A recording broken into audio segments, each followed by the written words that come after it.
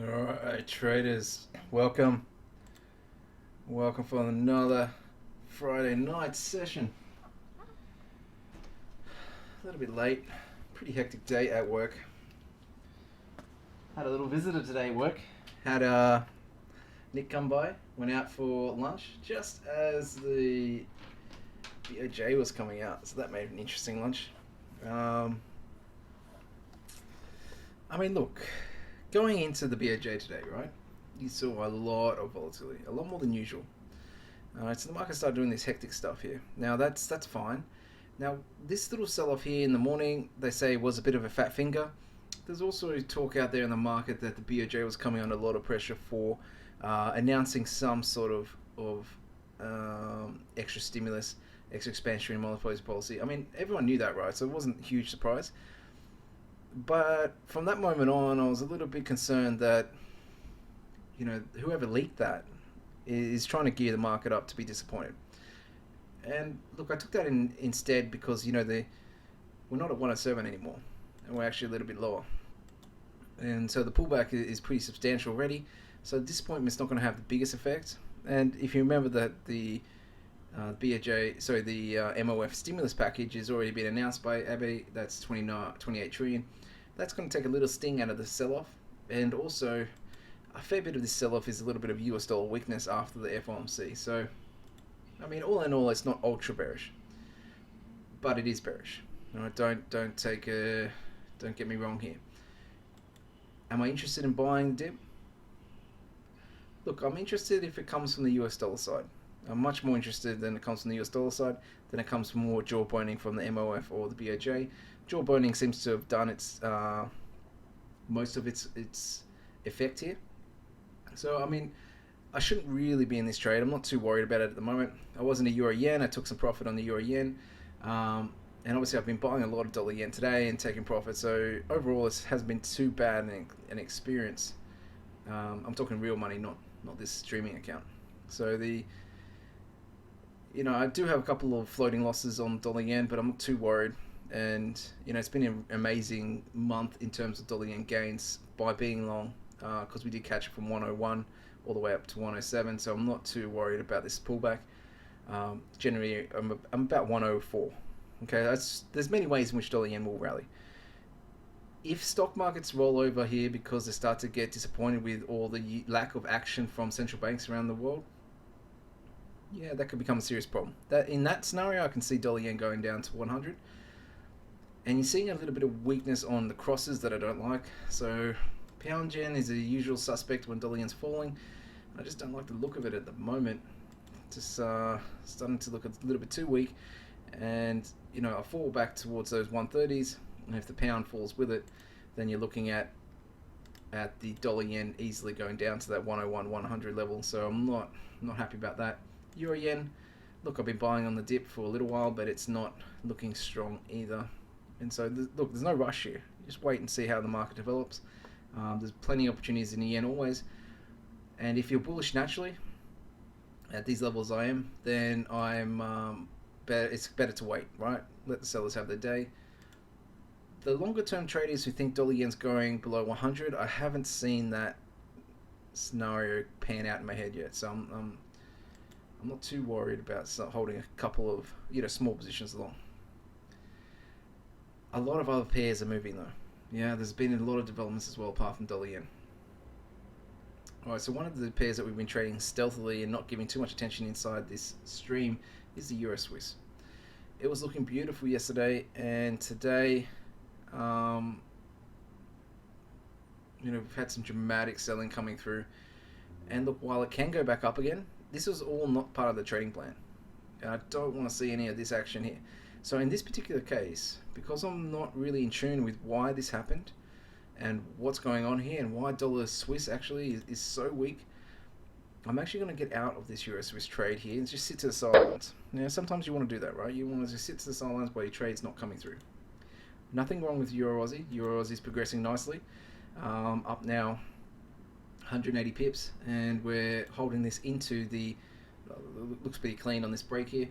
We're going to hold this into the RBA next week. Probably going to close out pre-RBA because I don't want to be stuck here if they do cut. If they don't cut, and if they do cut, I don't know how much selling the Aussie's going to get through, because it's going to be pretty much not a surprise too much. And so, yeah, look, we haven't got filled on that Aussie Kiwi either. Look, on some of my big positions, I'm probably going to let the Euro Aussie half of it run, or maybe a quarter of it run. But if we get up to anywhere near 149, I'm happy to close out most of the trade. The easy money's done there, right? And RBA is a risk event. There is a chance.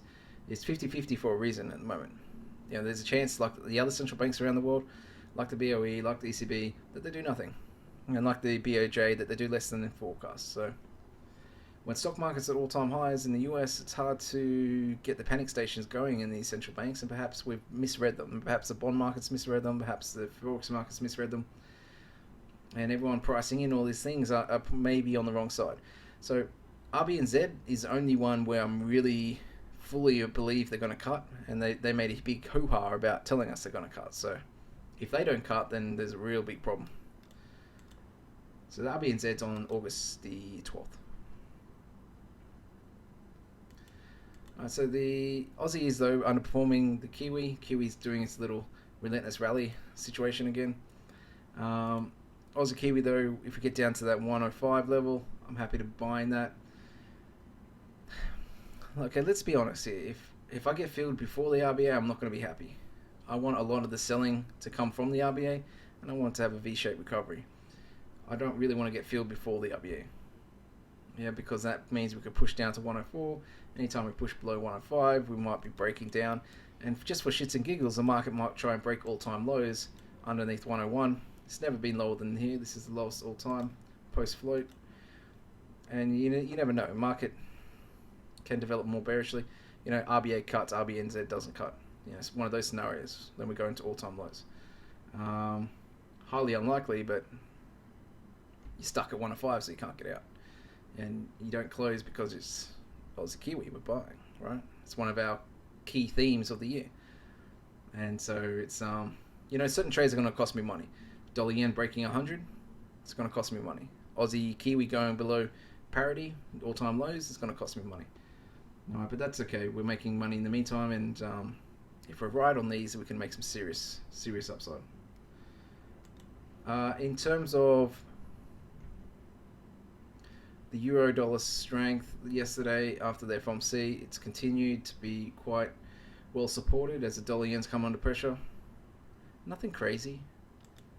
Yeah, I mean, if you're excited by this move, you shouldn't be trading. This is not great move for, bulls. Still got some serious resistance from the previous range that they set for the euro for such a long time. Probably end up going just above it, right, and then come back down it just because it's lacks so much enthusiasm. I mean, it's not moving. I can't see it getting sustained break anyway. I mean, remember when I was down below 110 and it's like, well, okay, are we going lower now or what? Well, there's no movement. And maybe if we get back above 112, it's like, okay, we're gonna kick. And might just disappoint again. So I'm not interested in trading a pair which is not giving clear move. Yeah. Aussie Kiwi also stubbornly strong, and Kiwi's just being ridiculous. But there is a commodity currency which is behaving itself, and that is our friend, the dollar CAD. All right, and it's getting a little help from its friends. It's getting some help from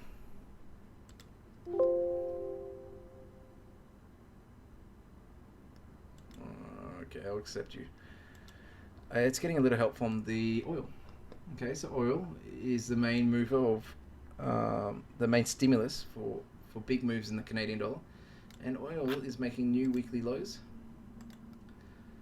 So when oil is slumping, it's very hard to be long CAD, and even though the US dollar is quite weak since post FOMC, the dollar CAD's actually remained quite buoyant. So we bought a bit of this yesterday after that sort of reversal, and it seems to be holding still. And now all we need is US dollar strength, and this one will really kick higher towards that 135 is the eventual target. Okay, 135, 133 to begin with, but then 135 after.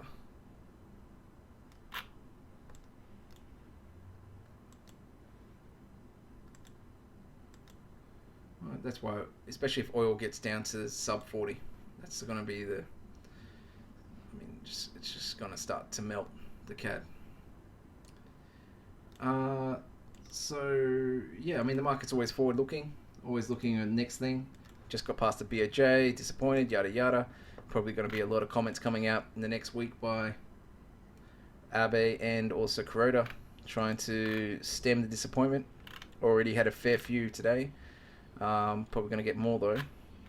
But the market's going to be looking, next thing on the agenda is the RBA.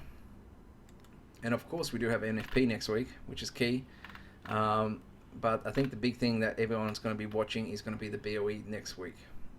So the BOE, you've had some members come out this week saying, if we'd seen that terrible PMI services data that we saw last month, and we knew about that, we would be definitely cutting rates. All right. So the guy who said that was a hawk. Okay. So I mean, it's very likely we're going to get a cut. I think in on Thursday next week. So the BOJ, the pound is probably going to come under selling pressure at some point in the next coming sessions. So keep that in the back of your mind. This little rally against the US dollar probably not going to be sustained. In fact, I probably missed entry. All right, but that could have been one of my live stream entries. I don't mind selling the pound. All right, well, look, there's going to be some time next week. Let's sell it next week, okay? I don't mind selling the pound at all, though. I would have liked to be above 132. This actually looks quite weak. Just let me check the data. Let me check if there's any data next week early.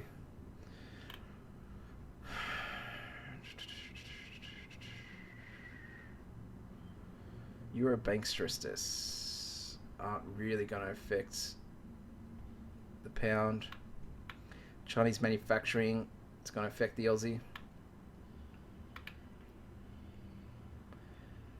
Pound manufacturing PMI, perhaps. Construction PMI definitely moves it. Construction PMI is a bit closely more related to the housing market over there. Then we get the services PMI on Wednesday next week. All right, there's a few things which can come out and really wreck this pound. All right, I'll be a bit safe. I'm going to wait till next week.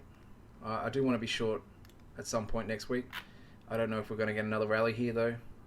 It could be already in. All right, so the market's looking forward, and we're looking forward to the RBA, then the BOE, and then the huge NFP.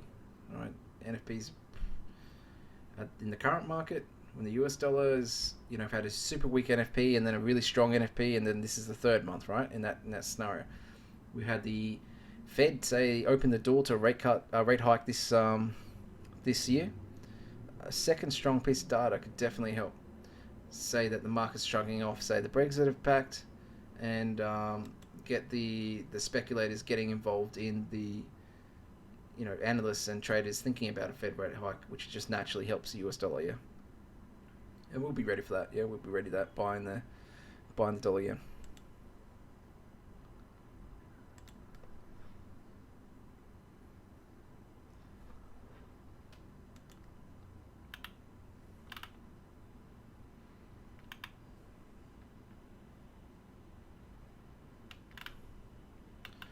All right, let's have a little look at some of the questions.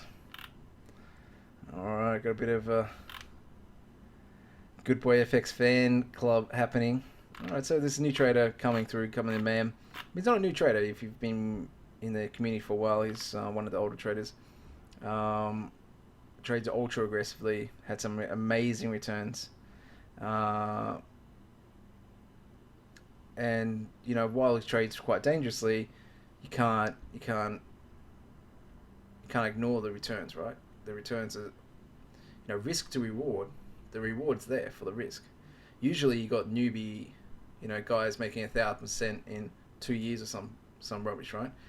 That's 60% drawdown. That's not worth the reward to me.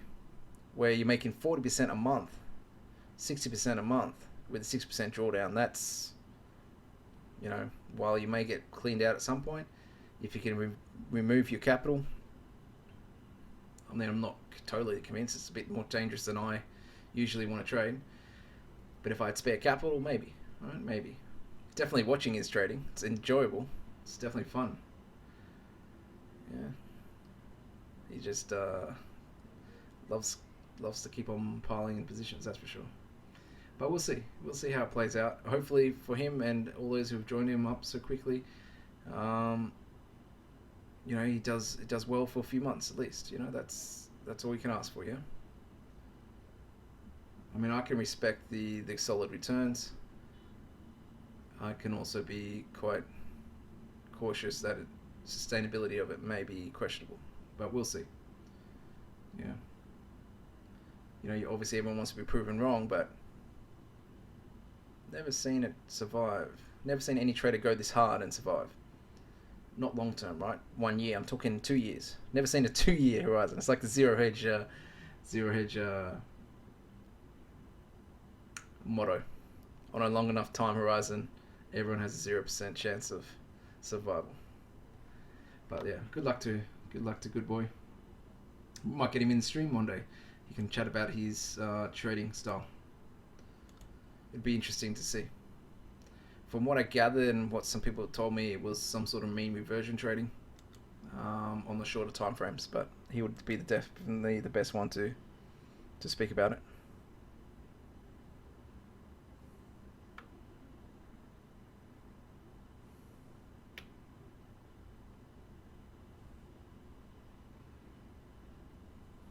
What do you reckon, Good Boy? I can see you in the chat, mate. You ready for it? You want to have a chat? I'll be nice, man. I'm not going to be... It's not 60 minutes. I'll just be asking... Everyone knows that it's aggressive trading. Just ask more about the style, right? A bit more the background theory on what you're looking for when you're entering trades.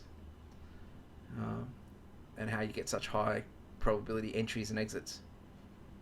I mean, people want to learn that. There's so many scalpers out there, yeah?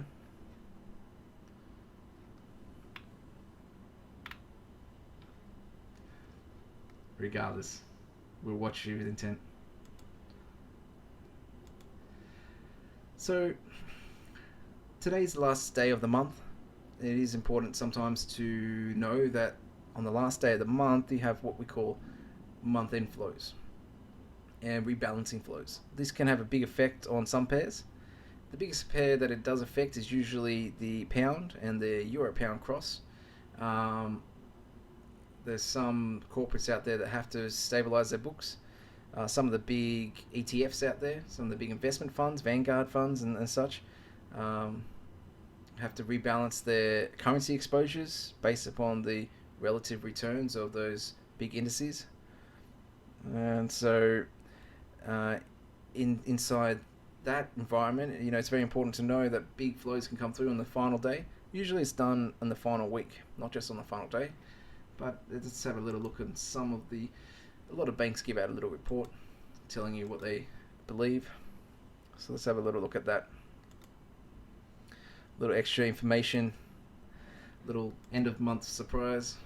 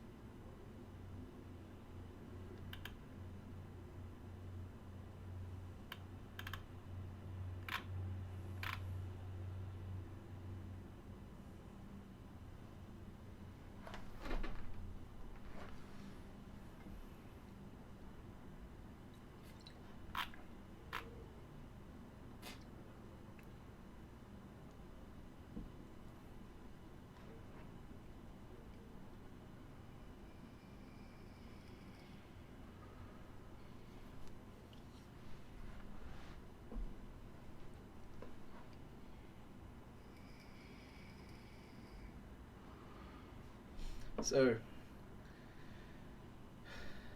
basically here they're suggesting that the month-end model is very positive for the pound, mildly positive for the Aussie and the euro, negative for the dollar yen, dollar CAD.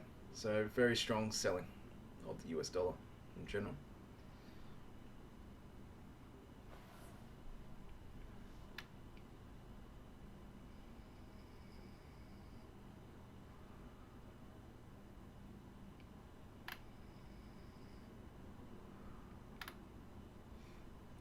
So a lot of what the rebalancing is to do with is the the dollar value of the equity gains and the bond market gains, right?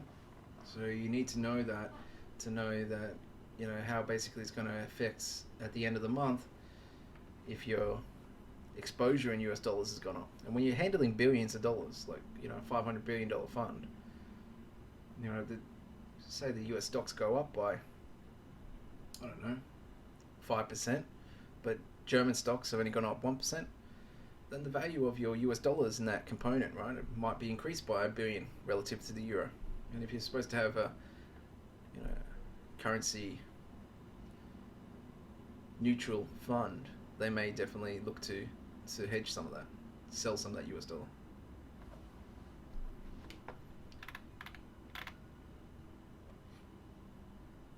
And obviously that's basically what we're looking at here at the figure 3.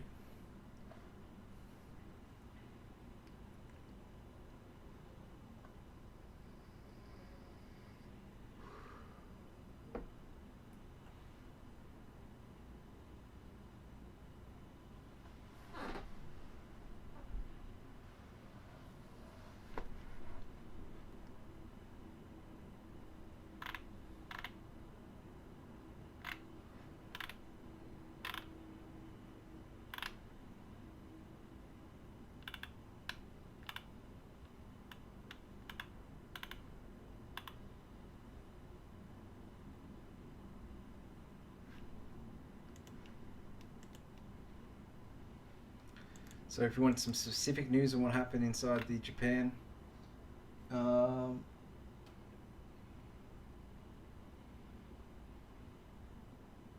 Actually, this is not about the BOJ. This is about there's a couple of more releases of data after the BOJ today.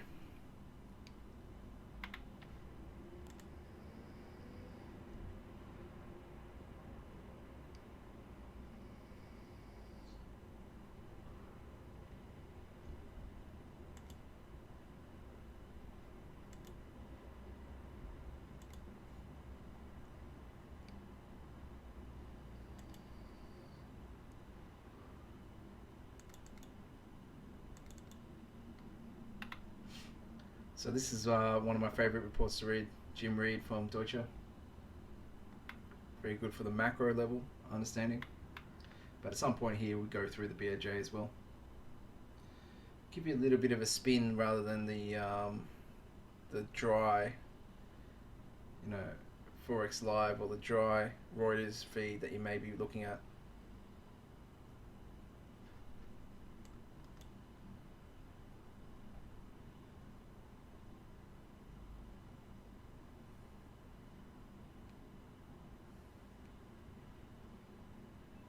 Yeah, I'll give both sides of the equation there, Justin.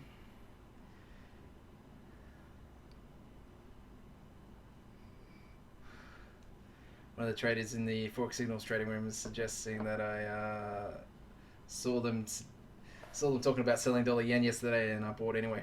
Yeah, look, I mean, there's always buyers and sellers. So I showed you a report suggesting buy from one of the banks, and I showed you reports suggesting sell. And basically, the reasoning is very easy to say. They suggest that the BOJ is going to disappoint, and the BOJ disappointed. So, I mean, look, you can go back and then read the thesis for each of those trades, and you can see who was on ball, and maybe you can take more credence from that particular analyst later. Okay, but I mean, it's not rocket science stuff, right? Once you get to a certain level of knowledge about what's going on in the market,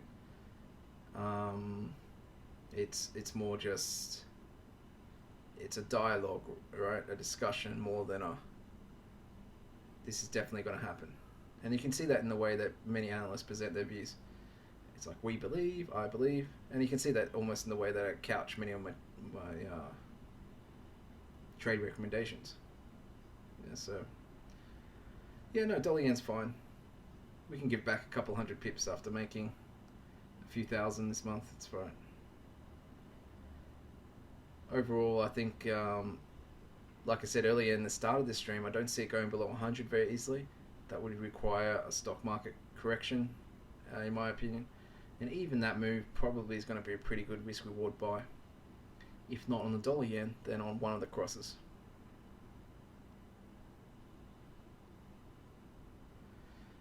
So what they did that disappointed is that they didn't cut the interest rate.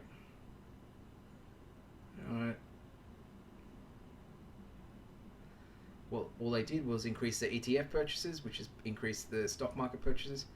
I read somewhere along the lines that the Japanese government now owns 20% of the Nikkei, which is kind of crazy, right? But, they could have done more. They could have expanded the pace of the QE purchases as well. And that's more the purchase of the bonds.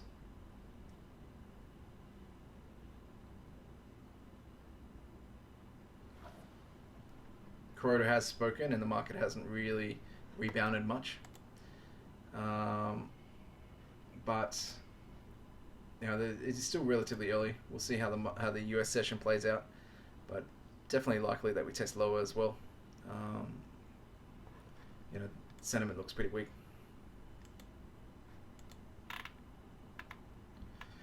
Now, a little bit later tonight, we get the bank stress test results. Now, that's going to be important for Monday morning. Analysts are going to pour over these bank test results over the weekend, and you're either going to see a pop high or a pop low in the euro. Maybe you don't want to be involved in the euro. Close out your positions before the end of the trading session Friday. The word on the street, though, is that it's generally quite positive, those bank stress tests. So let's see.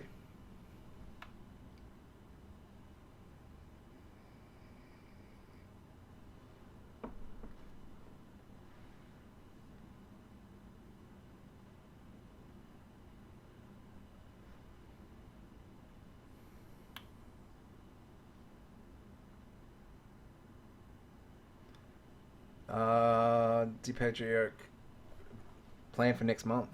Well, yeah, we're going to be buying a lot of. We're going to be selling a lot of Kiwi next month at some point. We're going to be looking for opportunities in buying dollar yen, buying euro yen. We're trying to avoid the pound probably. Trying to. Let me stick to the pairs that we trade well. Yeah, Aussie Kiwi, dollar yen, and euro Swiss. That would be the main pairs that we'd be trading. Also, I mean, watch dollar CAD. Dollar CAD could be a big mover, especially if oil continues to slide down. The losses on the Canadian dollar have actually been contained at the moment. So if this oil gets a bit more serious, then you're gonna see that slipperiness of the Canadian dollar. Um, the amount it moves each day start to increase.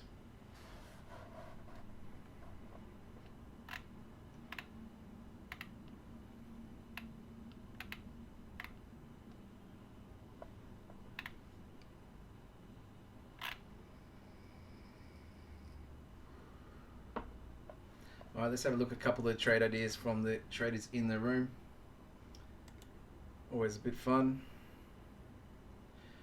Those are the trades we currently have going: long dollar CAD, long euro CAD, long euro Aussie, long dollar yen.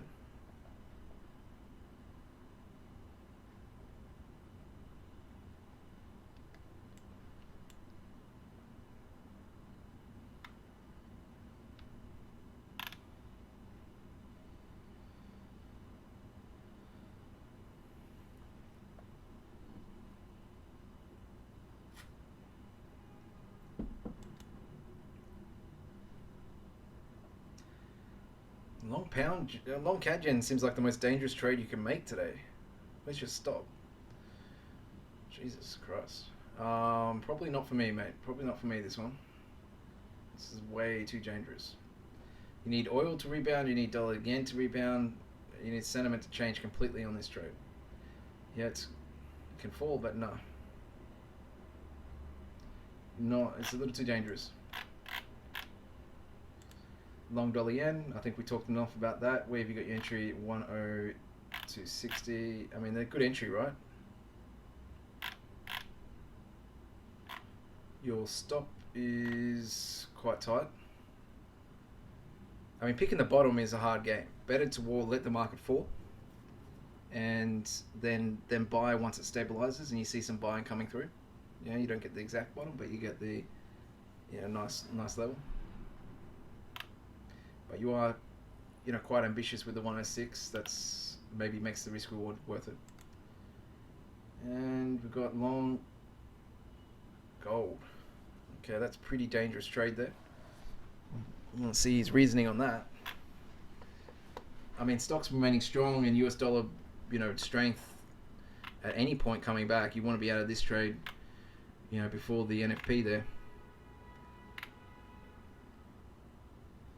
Please let me know what you think. The trend continues upward. All right, there's not really any analysis here.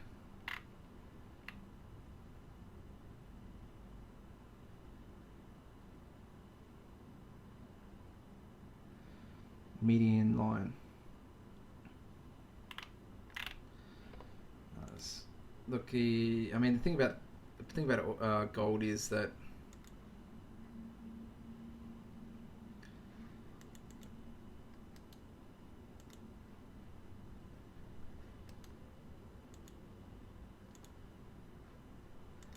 its long-term upside potential really does,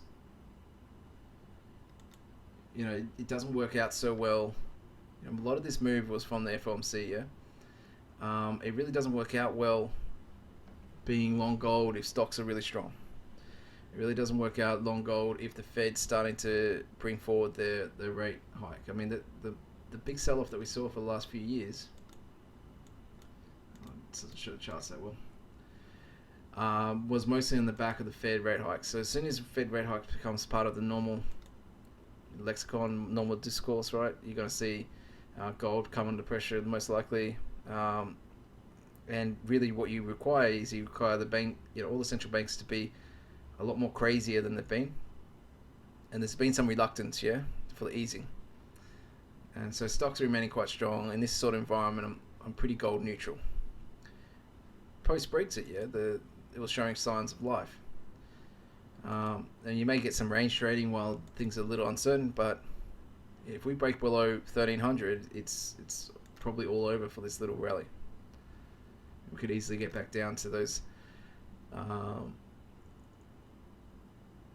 sub 1200, heading towards 1100 level, especially if they're looking like they're raising rates again in maybe to start to price in 2 or 3 rate hikes from the US in 2017. Then yeah, gold's going to be pressured. So it's a little bit of a US dollar play. It's I mean, look, there is some demand coming from China, so we'll see how it plays out. Did bounce though quite nicely. Survived the 1300 test, yeah.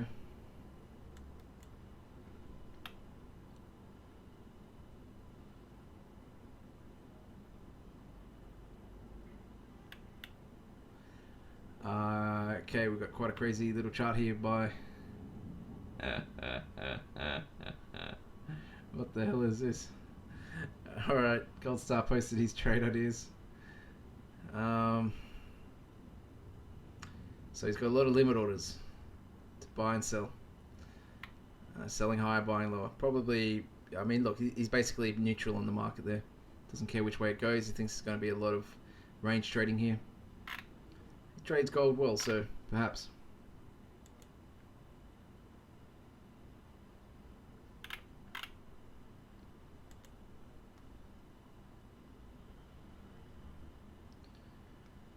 Alright, Dad, you're asking if it's time to short Euro Aussie. Let's have a look, because I am long, so I will field this question. I don't think it is. We just broke some key levels, right? Why are we selling now? The RBA is going to put downward pressure on this bear. Yeah. RBA speculation is going to not help anyone be aggressive on the long side. Sure, the short squeezes are coming through on the dollar, on the Kiwi dollar, are muted on the Aussie dollar. And so it's struggling to even keep up with the euro, which is like the most boring pair in the world right now. So yeah, not just yet, not just yet. Yeah, gold does need Trump. Gold, Trump gets into power, gold's going up $50 an ounce, $100 an ounce. He was saying stuff like, "Oh, I'm going to renegotiate the US debt." Good luck with that. All right, and then those other trades are all pre BOJ, so we'll leave those alone at the moment.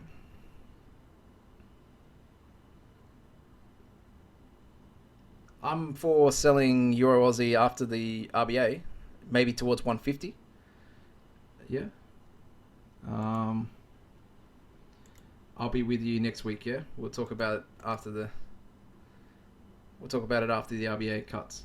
Hopefully they cut. It's much easier to trade the Aussie if they do cut, because it's probably cut and done. Done for at least 6 months.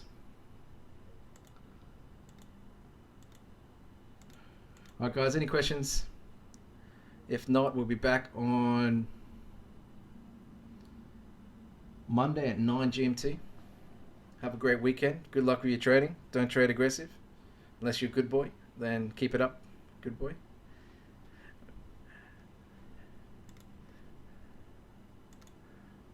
All right, have a good night, guys.